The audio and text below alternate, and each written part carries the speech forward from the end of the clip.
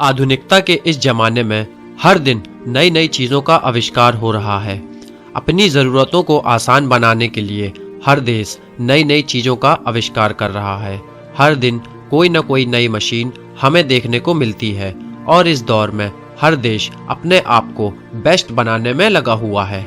एक तरफ हमारे भारत में देश की सुरक्षा को बढ़ाने के लिए दुनिया की सबसे बड़ी मिसाइल का आविष्कार किया गया, वहीं दूसरी तरफ अमेरिका ने एक ऐसा रोबोट बना दिया जो दिखने, बात करने में हूबहू इंसान की तरह ही है। लेकिन इन सब से हटके जापान एक ऐसा देश है जो टेक्नोलॉजी में दुनिया का सबसे अलग देश है। जापान के लोग हर बड़ी चीज से लेकर छोटी से छोटी चीजों को भी टेक्नोलॉजी के जरिए आसान बनाने में लगे रहते हैं। सोने से लेकर जागने तक, खाना खाने और यहाँ तक कि पॉटी करने तक में भी वो लोग टेक्नोलॉजी का इस्तेमाल करते हैं। यही वजह है कि हर चीज में जापान के लोग टेक्नोलॉजी का इस्तेमाल कर रहे हैं। तो आइए जानते हैं जापान के कुछ ऐसे आविष्कार जो सिर्फ जापान में ही हो सकते हैं और यही आविष्कार जापान को पूरी दुनिया से अलग बनाते हैं।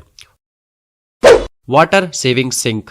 यहाँ आपको यह दिख रहा है कि यह सिर्फ एक सिंक है, लेकिन उसको पूरा देखने के बाद पता ये चला कि ये सिर्फ सिंक नहीं, पूरी टॉयलेट शीट है।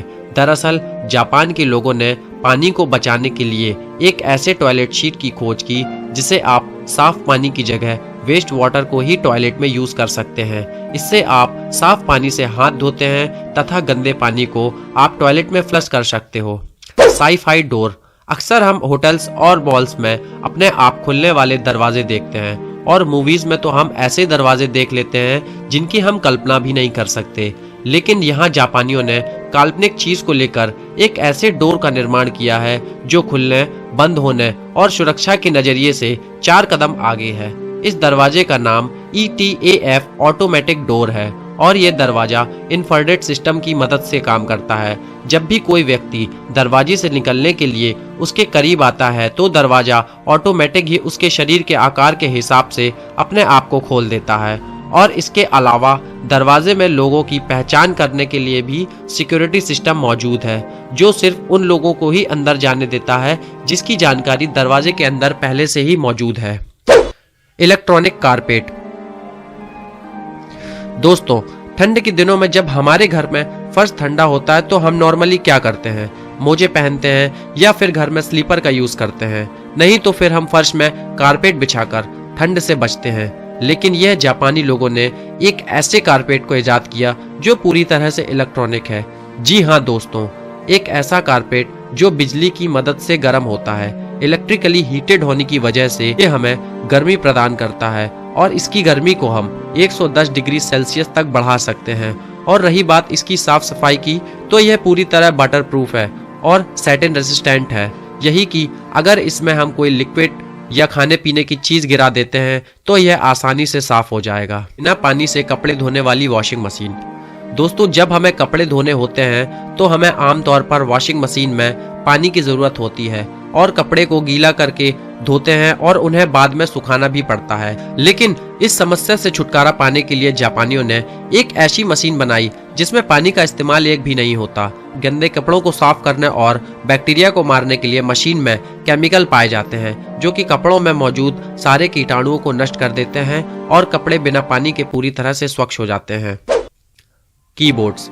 जापान में एक ऐसे कीबोर्ड का इस्तेमाल किया गया है जो पूरी तरह से ड्रम सेट की तरह दिखता है। यह कीबोर्ड जापानी गूगल डेवलपमेंट टीम द्वारा बनाया गया है। देखने में यह कीबोर्ड कॉम्प्लिकेटेड लगता है, लेकिन इनका कहना यह है कि यह कीबोर्ड आम कीबोर्ड से ज्यादा आसान है और गोल होने के कारण इसे ड्रम सेट की तरह भी यूज किया जा सकता है। इस कीबोर्ड की खोज जापान में होने के कारण यह सिर्फ जापानी भाषा में ही उपलब्ध है, लेकिन यह धीरे धीरे पूरी दुनिया में पॉपुलर हो रहा है।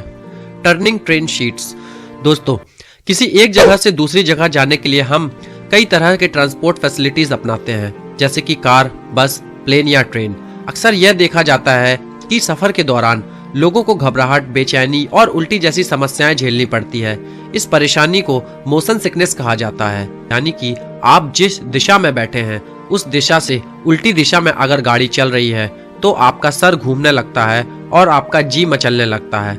जापान में जब सफर के दौरान भीड़ बढ़ती है तो ऐसे में लोगों को मोशन सिकनेस की समस्या होने लगती है, जिसके लिए जापान ने अपनी ट्रेन्स में ऐसी सीट्स इंस्टॉल करवाई हैं जिसे किसी भी दिशा में घुमाया जा सकता है और ऑटोमेटिक ही फोल्ड किया जा सकता है। जिन लोगों को सफर में घबराहट होती है वो अपनी कुर्सियों को रोटेट कर लेते हैं। Sunglasses for dog. जब भी हम किसी जानवर को पालते हैं तो उसको हम अपने परिवार की तरह रखते हैं। खासकर कुत्तों के प्रति बढ़ते हुए प्रेम के चलते लोग उन्हें कपड़े, जूते और कई तरह की अलग अलग चीजें पहनाने की कोशिश करते हैं और जापान में तो कुत्तों को सन ग्लासेस पहनाने का ट्रेंड है और यह ट्रेंड इतना बढ़ गया है कि हर कुत्तों की अलग अलग नस्ल आंखों की फिटिंग के हिसाब से चश्मे की नई नई वैरायटीज बढ़ते जा रही हैं। TKP gate tower building. Video game की तरह दिखने वाला ये एक्सप्रेसवे मॉडर्न आर्किटेक्चर और बेमिसाल इंजीनियरिंग को दर्शाता है। हान शिंग एक्सप्रेस नाम से बना ये एक्सप्रेसवे बिल्डिंग के अंदर से होकर गुजरता है। इस हाईवे का बिल्डिंग के बीच से बनने का कारण बिल्डिंग के मालिक और जापानी सरकार के बीच में मतभेद है। हालांकि ऐसा करने से बहुत से मॉडर्न टेक्निक और बहुत सारा पैसा खर्च हुआ, लेकिन ऐसा करने से बिल्डिंग को हटाना भी नहीं पड़ा और एक हाईवे भी बनकर तैयार हो गया। तो इस वीडियो में सिर्फ इतना ही। अगर आपको यह वीडियो पसंद आई है तो इसे लाइक करें और हमारे चैनल को सब्सक्राइब कर बेल आइकन को जरूर दबाएं। धन्यवाद।